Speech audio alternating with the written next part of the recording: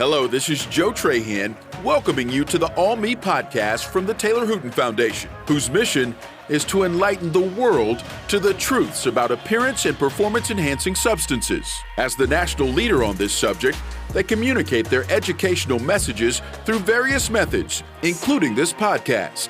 Thank you for listening and enjoy the show.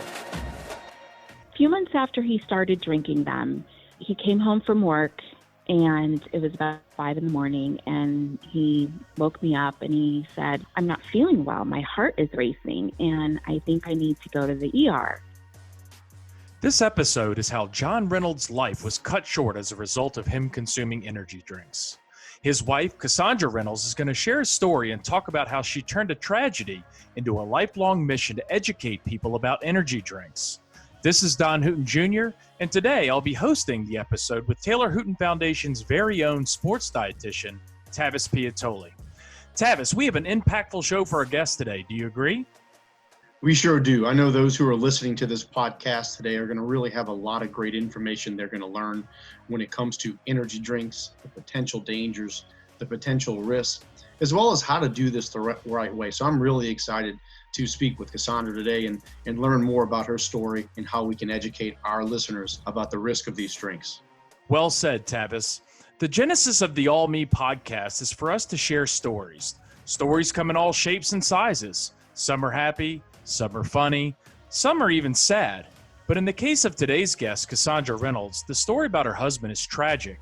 She's going to share with us personal details about John's life and some of the things she learned following the death of her husband about energy drinks. Tavis will be filling in some information along the way about why we need to be cautious when it comes to putting highly stimulated products into our body.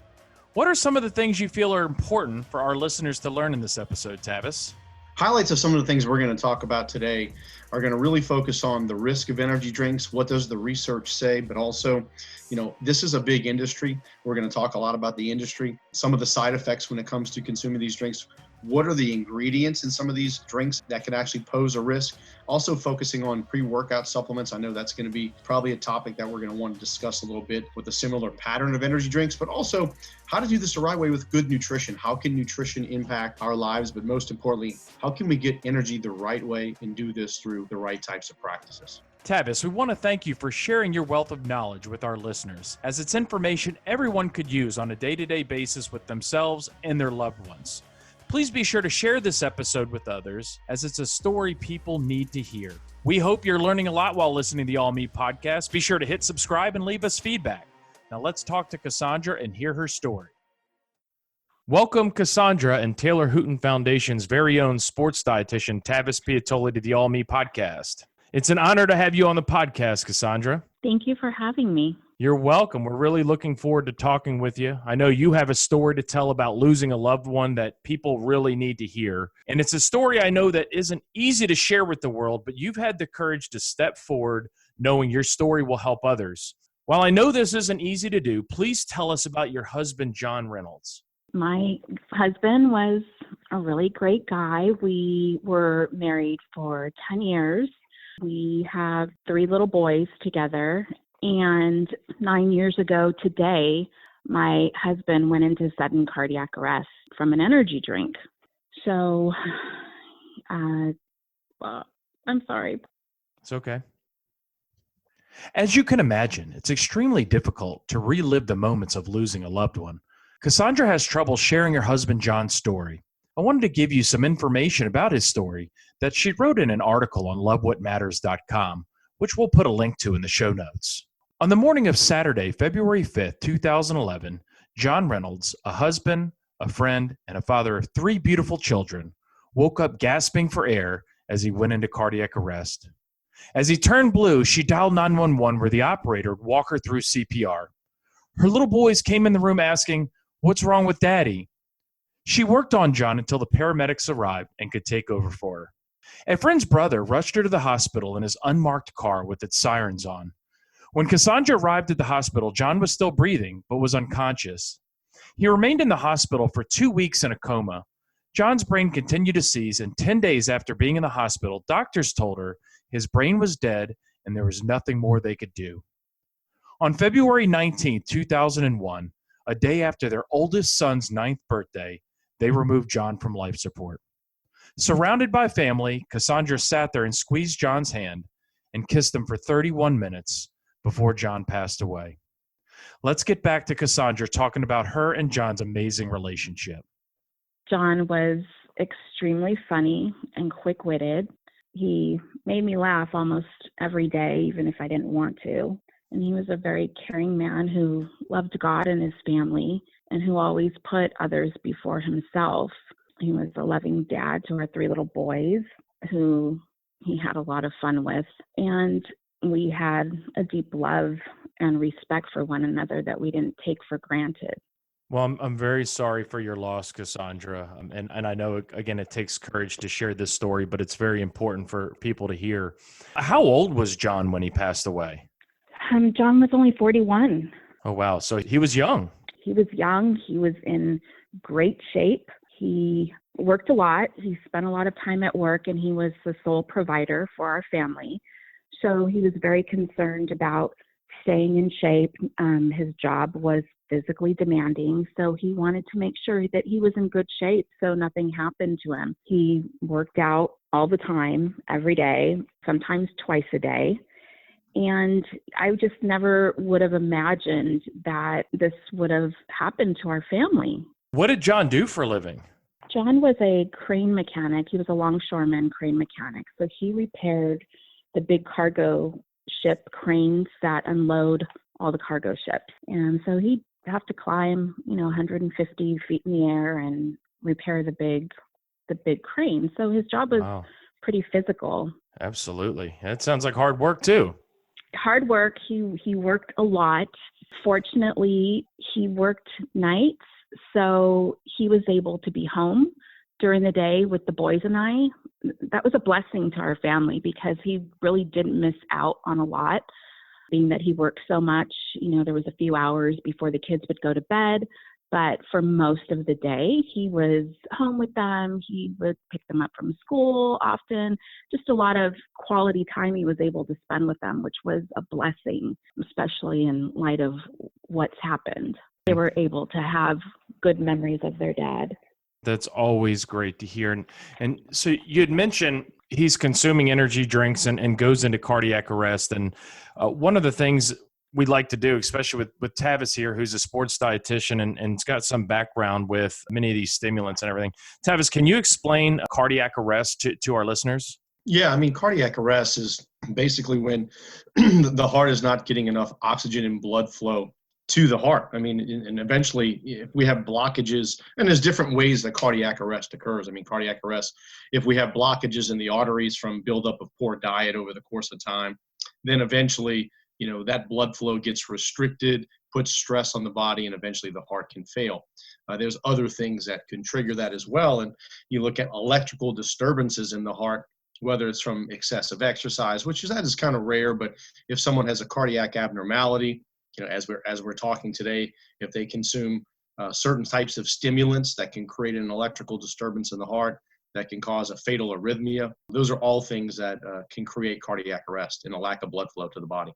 For the listeners there too, Tavis, if you could explain arrhythmia. Yeah, so an arrhythmia is an irregular heartbeat. So there's different types. I don't know all the different types. I have what's called preventricular contraction, which is also known as a skip beat. Most of us do have them. Some of us feel them, some of us don't. Then you have what's called ventricular tachycardia. That could be fatal. We have atrial fibrillation, which is another type. And I don't know the specifics and can break that down like a cardiologist could. But some of these require treatment. People need medicine to take if they have consistent, persistent arrhythmias that bother them. Mine, they don't bother me enough, and I don't really drink caffeine anymore. I don't have alcohol anymore. So there's a lot of triggers, but that's what really an arrhythmia is just an irregular heartbeat. No, it's really good that you explain that. And a lot of these definitions we'll be sure to put in the show notes. So Cassondra, when did John start consuming these energy drinks? Well, he started about a year prior to his death. He had a coworker of his that was sponsored by a major energy drink company, and his coworker didn't drink them. So he gave them out to his coworkers and friends, and John happened to be one of those. So our refrigerator, our spare refrigerator in our garage was stocked with this particular energy drink and the energy drink shot. And John would grab one on his way out the door to work. And he had one once a day, occasionally twice a day. And, we really didn't think much of it. We had heard in the news about the people who had died, but the way the media portrayed it is these people were consuming a lot of these energy drinks. John thought that he was drinking responsibly by having only one. It never occurred to us that he could die from one. And it was just really hard to wrap my head around when he was in the hospital and the head of the cardiac ICU told me that this was happening to a lot of people. It was really mind-blowing to me. Did the doctors that day, and I know it's probably hard to bring back some of those memories, but the doctors that day when you brought John in, did they give you a reason why they thought it was stemming from an energy drink that he had consumed? Well, what happened was he went into sudden cardiac arrest, and I shortly learned the difference between a heart attack and sudden cardiac arrest. I didn't know that there was a difference at the time. The ER doctor didn't really ask a lot of questions. They asked me if he was doing drugs, and I said no, and I told them he had just had a full physical. I was kind of blown away. And they transferred him to the cardiac ICU unit. And the cardiac ICU doctor came down and he said, "This isn't normal. Your husband's in great shape. His heart rhythm was back to normal. They told me his heart was strong, and it didn't make sense to the doctor what would have caused this." He said that he had suffered an arrhythmia.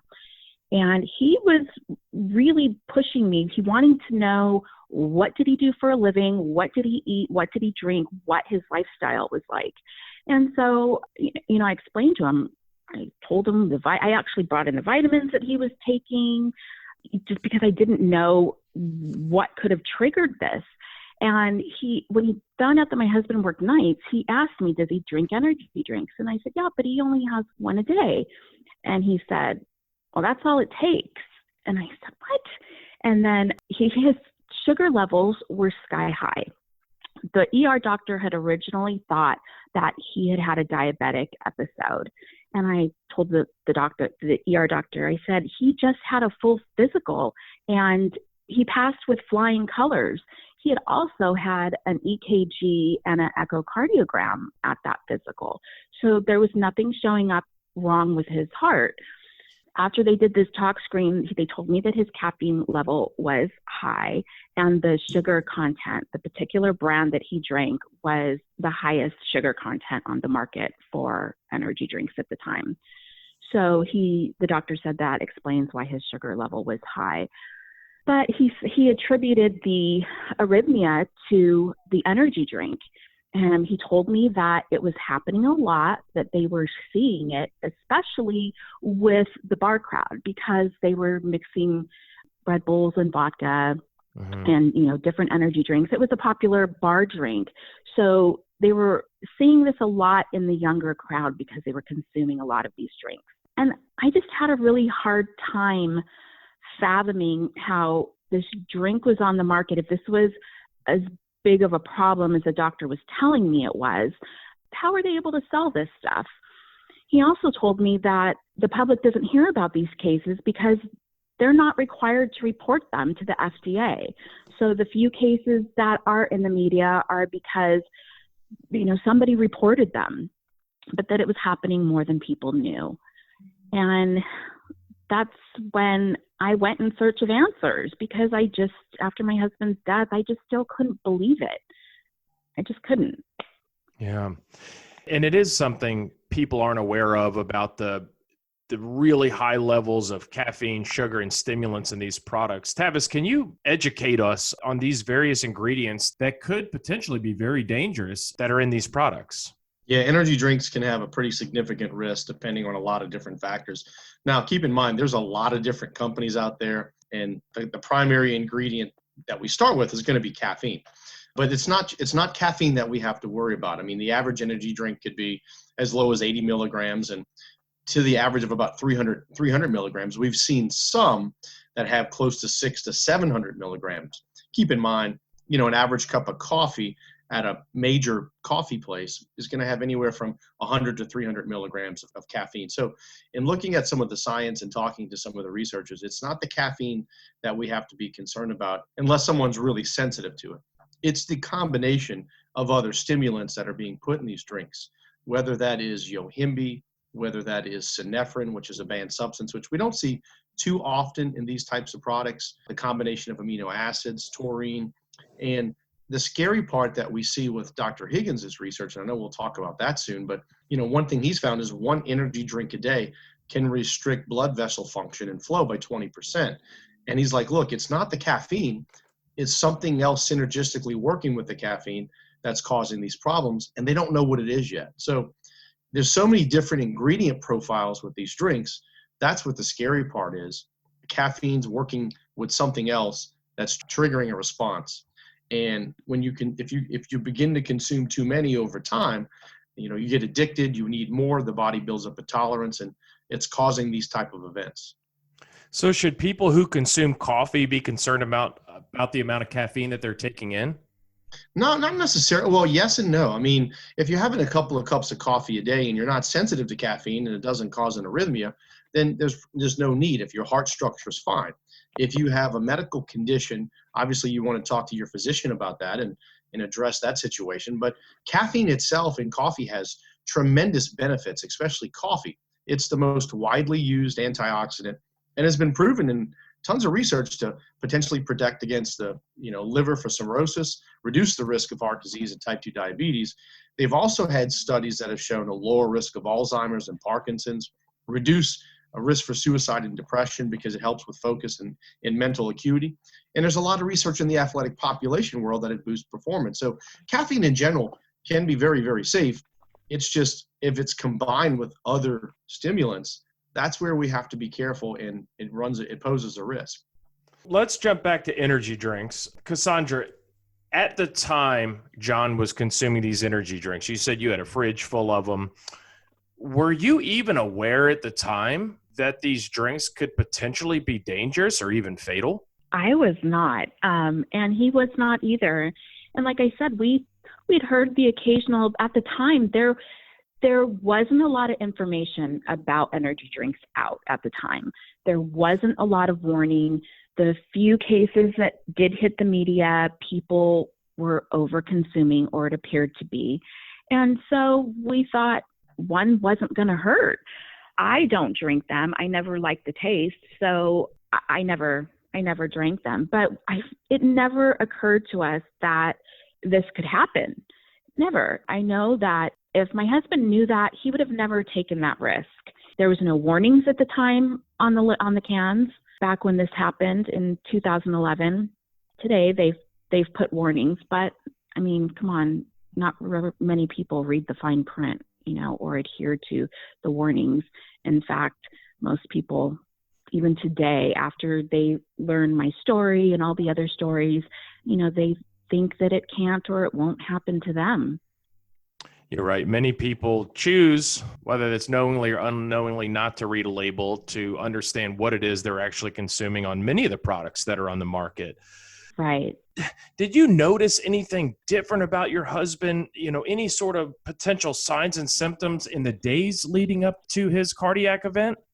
A few months after he started drinking them, he came home from work and it was about 5 a.m. and he woke me up and he said, I'm not feeling well. My heart is racing and I think I need to go to the ER.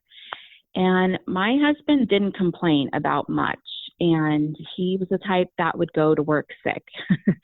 So I knew for him to wake me up and say that something, he was serious. So we got in the car, we went right over to the ER. They hooked him up. They asked him, did he take any drugs? Did he drink? Did he smoke? All to which he answered no. And they kept him for about 3 hours. And the ER doctor came back and he said, nothing's showing up. Your heart's fine. Your heart rhythm's great. Are you under stress? And he said, not any more than anybody else, I don't think. And they told him that it was probably just anxiety. John mentioned how, he was working a lot. They said, try and cut back on your workload if you can, and just try and take it easy. And that was it.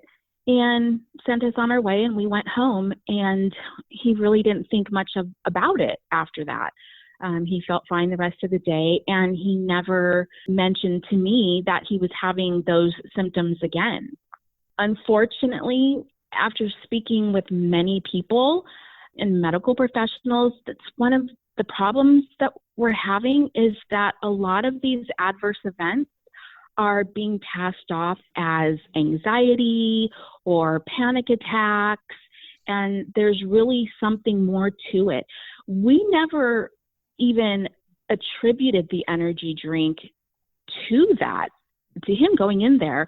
We weren't asked, the doctor didn't ask if he drank energy drinks. And in fact, if the doctor hadn't asked me the morning that he went into the hospital and kept really digging, I wouldn't even have answered, I wouldn't have offered that information, because it just didn't occur to me that a drink could do that. So I've found a lot of people have had that same mindset. You just don't know until you hear other people's stories, and then you connect the dots. And I think that that's an area that we need to improve in. We need to get it to become standard practice for medical professionals to ask, are you consuming energy drinks? The same way they ask, do you drink? Do you smoke? Do you do drugs? I agree. So medical professionals can become more aware. There's a huge problem with these cases being underreported. It's a big, big factor. And it's estimated that less than 1% of these cases are actually reported. And if they're not reported, then the government doesn't know that there's a problem. I myself, I didn't know that I could have reported my husband's death. I found out from another parent who was advocating after his child died. So even though I had done a lot of research in the years since my husband's passing, I didn't find out for years later that I should have reported my own husband's death.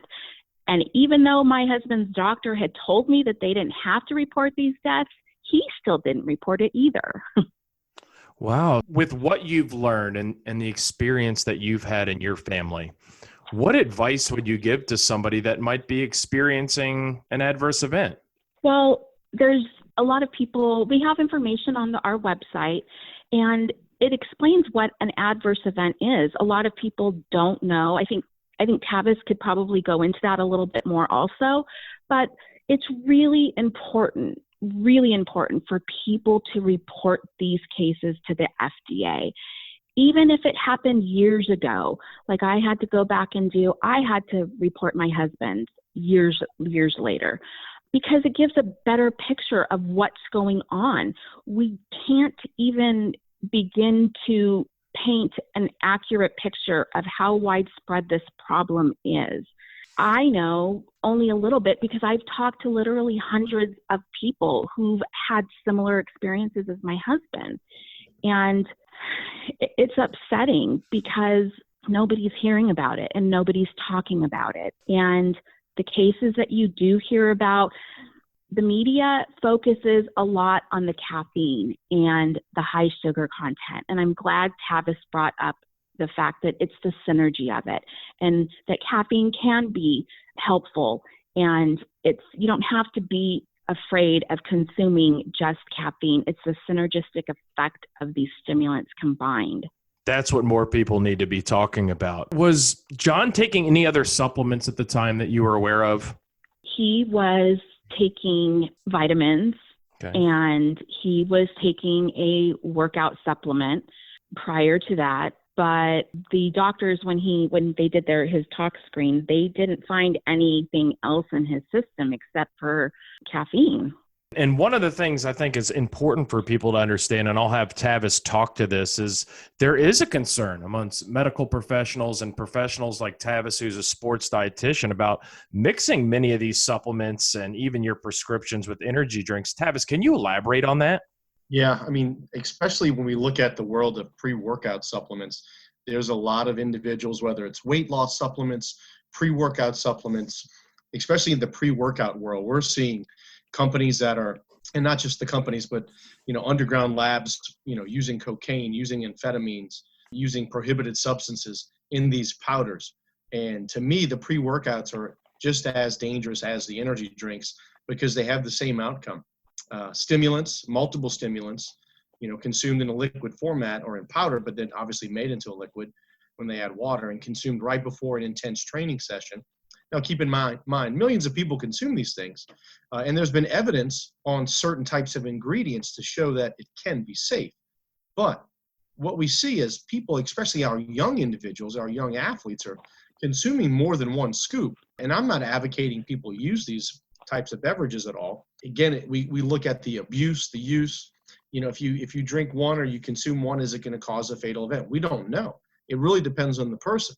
If someone has a underlying condition, then we could see that trigger. In talking to a lot of colleagues, or at least friends of mine that are athletic trainers, they have said when we go and do our programs, hey, we've had kids that come in, we have to take them off the field because of electrical disturbances or arrhythmias, their heart's beating out of rhythm, because they found out, hey, they were consuming a pre-workout or an energy drink, and then they go try to practice at an intense level. That is not a good recipe for optimal health. That's actually a recipe for a potentially life-threatening event. So when we look at these ingredients, companies are putting in 150 to 300 milligrams of caffeine. They're putting other stimulants, whether that's green tea, whether that's yohimbe, whether that is synephrine, which is banned. We're even seeing ephedra, which is illegal by the FDA, still circulating the market in weight loss products. So it's a high-risk industry, a lot of adulteration in products, and it's, they don't care. So that's why it's important for third-party certified products to be used at all times. Like Tavis said, a lot of these products are being marketed to people that work out. They sell a lot of energy drinks at gyms, and obviously pre-workouts and other workout supplements. And it's a really risky combination when you're going to consume these stimulants and then have your heart already working hard because of these stimulants that are causing a narrowing of your blood vessels. And then you're mixing exercise and physical activity on top of it. It can be a recipe for disaster, and you just don't know it's going to be you that it happens to. People can drink many of them and nothing ever happens. And then you have people like my husband who have no underlying health issues, and it causes an electrical disturbance in his heart, and that's fatal. You just don't know, and that's the scary part. And that's what I wanted to touch on, Cassandra, was that you hit the nail on the head when you said people have been drinking these for a long time, and they're like, well, I've been drinking these for 5 or 10 years and nothing's ever happened. That's true. That may be the case, but that doesn't mean it's safe. It just means that maybe something hasn't happened yet. It's like cigarettes. Right. People smoke cigarettes for a long time, and eventually it could take their life. It might not be acute. It may be chronic. It could be the fact that they might start with one drink or one scoop of a pre-workout, and eventually that's increasing over the course of time, which is slowly putting damage on the cardiovascular system to where it takes their life, at a very young age, 40, 45, 50, or 20. So we can't ignore the signs and symptoms, but you're still going to have people that are going to take that risk for whatever reason. Right.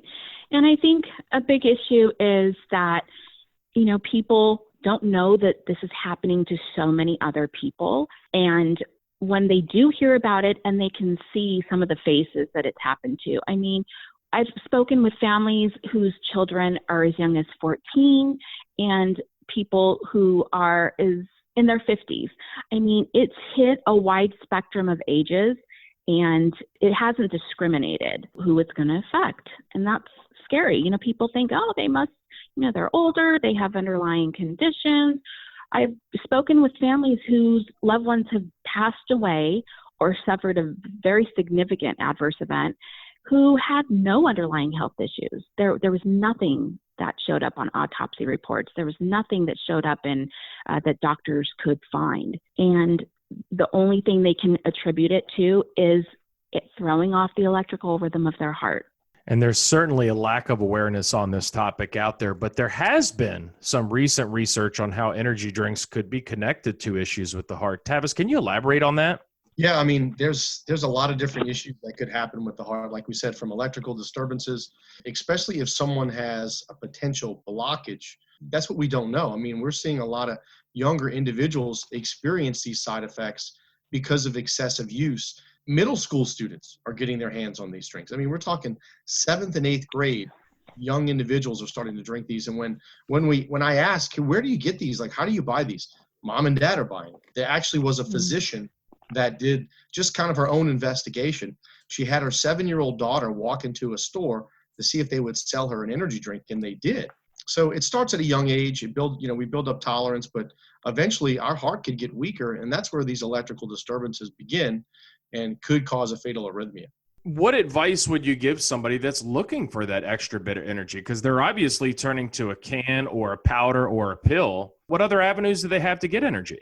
Yeah, we have to start with nutrition. I mean, people that are looking for energy, it's because of a lot of reasons. We have to look at our own current habits of what we're doing every single day. Number one, are you getting enough sleep? Are you getting 8 to 9 hours of sleep every single night? 8 hours is typically that ideal ratio, even 7.5. If you're getting good sleep, sleeping throughout the night, that's one thing that's going to affect your energy levels. Number two is going to be your diet. Are you eating are you taking a well-balanced approach to your diet when it comes to nutrition? Eating good quality lean protein, healthy fats, good quality carbohydrates, not eating a lot of sugar, limiting your caffeine intake throughout the day.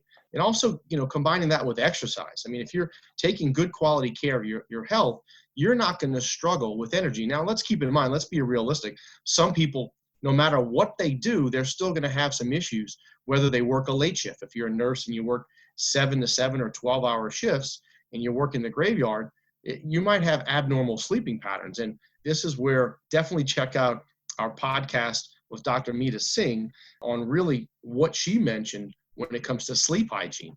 That's just a great information for our listeners to kind of go back and check that podcast out. But nutrition, that's the one thing I kind of see a lot, is not eating at the right time, skipping meals, getting tired in that second half of the day. And it's like, I need that pick me up at around 1 or 2 o'clock, or, they just had lunch and they had a lot of carbs and they're kind of getting sleepy. So it's like, let me grab something to give me a boost. And it's like, let's grab that energy drink. And the research shows when it comes to energy drinks, it's a big industry, $53 billion, and it's expecting to grow to $86 billion in 2026. That's energy drinks, sports nutrition products. And we typically see 1 in 10 ER visits are due to energy drinks lead to hospitalization. So we just have to be extremely cautious and be very smart, when we make these decisions. And so proud that, Cassondra, your path and my path crossed in life. And, you've taken such a tragic story in your life and have helped impact so many lives. In fact, I believe I found you on Facebook and joined a group that I know you're very passionate about, that I want you to talk more about. But you've also formed your own nonprofit organization to help raise awareness when it comes to these energy drinks and other products that contain high levels of stimulants. What's the name of your organization, and why was it important for you to start it? It's called the Awareness Project, and I didn't have the intention of starting a nonprofit. What happened was back in 2018, when Dr. John Higgins' study came out about energy drinks, it was all over the news. I woke up in the morning, I saw this study, and it said 1 energy drink can cause harm. So I got on my computer, I looked up the link, and I thought, wow, finally, there's information that's out there that shows just 1 can. Because I would tell people, here and there, my husband's story, and nobody believed it. They always think there's got to be more to it. And there just wasn't. So I was kind of happy to find out that this study came out that showed just 1 can have these effects. So I posted it on my Facebook page, just a reminder of what happened to my husband. And somebody forwarded it to a media editor who reached out to me and asked me to share my husband's story. So I did that, and it got a huge response, and it got almost 400,000 shares on Facebook. Wow. And I was blown away. I would have been surprised if it got a couple hundred. And I just started receiving hundreds of inbox messages from all across the world, and people telling me that they had similar experiences. And it was kind of mind-blowing, but yet I felt happy to hear that it was happening to other people and it wasn't just my husband, only because I knew it was happening, but I had never spoken to anybody else it had happened to. I just knew to go off of what my husband's doctor had told me. So it was interesting to find out that this was happening, and it was happening in many parts of the world. I was getting messages from Africa, from the UK, from Asia. I mean, just literally everywhere. So then I thought to myself, my gosh, other people need to hear these stories. So I started a Facebook group, and I thought maybe this is a place where people can share their own experiences and other people can see that it's not just my husband this happened to. And it grew. And then I had a few people reach out to me wanting me to come and speak. And they had the assumption that I was already had an organization that did this. And I said, no, I just have a Facebook group. So that encouraged me to start a nonprofit. I felt that it would give me a broader range to reach more people and to get this message out there. I want people to see all the different faces that are being affected and the families that are being affected. And it's really made an impact because I've had people message me, and I love getting the messages from men because they seem to be most stubborn. The wives and the girlfriends tell them, oh, you shouldn't drink these drinks, and, have been on them for years, nagging them to stop, and they don't do it. And I've received messages from quite a few men saying, I don't know what it is. My wife, my girlfriends, told me to stop drinking these, but something happened when I saw all the people affected, and I just couldn't believe it. And I'm not going to drink these anymore. And that's what it's all about. We just want to raise awareness. We're not trying to tell anybody how to live their life. I just want to give people the opportunity to at least make an informed decision, something that my husband and I weren't able to do because we didn't have this information. We didn't know that these drinks could be potentially deadly. It's much needed. It's extremely inspiring, and I'm so glad you're out there doing that and really glad to be a part of it. I enjoy following you guys on Facebook, sharing personal stories, which I believe is amazing. Storytelling is just something people need to hear. Sometimes it's happy, sad, many times it's tragic, but it's one way we learn. What dreams do you have for the Awareness Project? Well, we want to be able to really get legislation in all 50 states to ban the sale and consumption of energy drinks to children. There's no reason that children should be drinking these drinks. And going back to what Tavis said, asking, middle schoolers, where do you get this? And a lot of them saying our parents buy them. It's a big problem that a lot of caregivers don't realize that there is a difference between energy drinks and sports drinks. They think that it's very similar to, say, a Gatorade. And so that's something that we want to educate the public on. We want to let people know that this can happen to anybody. You don't have to have an underlying health issue. And if you do have one, you're even more at risk.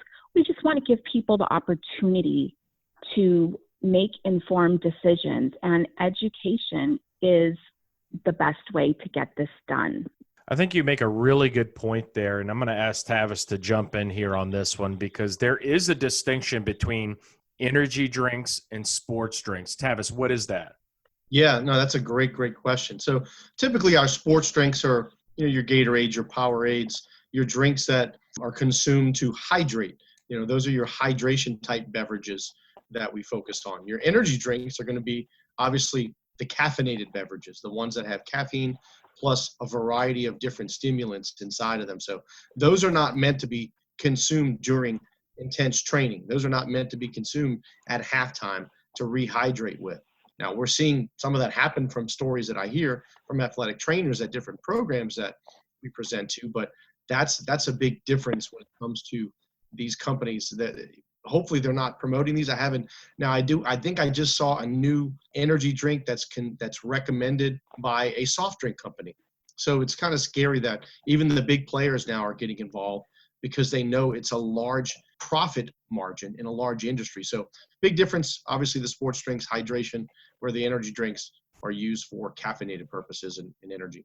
It's a lot of really good information, and I know we are going to touch a lot of people and help spread some awareness on this. But Cassondra, tell us, where can people go to learn more about the Awareness Project? Do you have a website, a social media page? Where can people come to visit you and learn more about the great work that you're doing? Yeah, we have a website. It's called The Awareness Project, and it's www.theawarenessproject.life. We also have a Facebook group where people can go and read other people's accounts of their own adverse events. And it's energy drink and pre-workout awareness on Facebook. I've been there many times, and you guys have thousands of people who participate in discussions. They share their stories, and there's many stories in there where you read about people who have completely stopped drinking these products simply because of the health risks. But as a wife and a mom, what is one thing you'd want other moms out there to know? Please do not give your children these drinks. The Academy of Pediatrics, the American Academy of Pediatrics has stated that caffeine and stimulant-containing energy drinks have no place in the diet of children or adolescents. And talk to your children starting at a young age. Elementary school is not too young. Talk to them and let them know the health risks. Ask your school to sponsor programs to help educate not only the children, but parents, because parents don't know the risks. And if you don't know the risks and you're letting your children drink these products, you know, it's just not safe. They shouldn't be drinking them at all. So get educated, get involved, talk to your children, and don't just tell them they shouldn't be drinking them. Explain why. That's great advice. Anything else you'd want to tell them? I think it's important for people to get involved, especially when it comes to our youth. They are able to go in and purchase these products. They're consuming them. It's estimated 30 to 50% of teens and adolescents are drinking these drinks regularly. And I've spoken to parents who have cried to me. I had a mother in the UK that her 14-year-old son was in the hospital 4 times. He was purchasing these energy drinks. He was having adverse effects. And the doctor told him, you know, you need to stop. And he kept drinking them. When she no longer gave him money, he was getting these from his friends. So we need to do something about legislation, because children shouldn't be able to purchase these products, and parents need to become more involved with legislation and protecting our youth. There is a lack of awareness out there, Cassondra, and you're doing such a wonderful job of not only keeping your husband's memory alive, but I know you're changing lives. Before we close out for the day, it's been a really good interview with you. I know people are going to enjoy this episode. Some of it's going to be very difficult for people to listen to. It's not an easy story to share, and I can attest to that. So let's have a little fun. It's during this part of the podcast that we like to ask our guests a few curveball questions. So I'm going to ask you a few questions and just exactly right. So I'm going to ask you a few questions, and I just want you to go ahead and respond with what comes to mind first. Question number 1 is, what is the scariest thing you've ever done for fun? I'm not that daring. I jumped off a bridge when I was camping into the water. It wasn't very high, but it was scary for me. I guess we all have our different levels of what we consider dangerous and even really scary. I'm not one for heights, so I'm right there with you. Now, here's a really interesting one. So if you could live in any sitcom, which one would it be and why?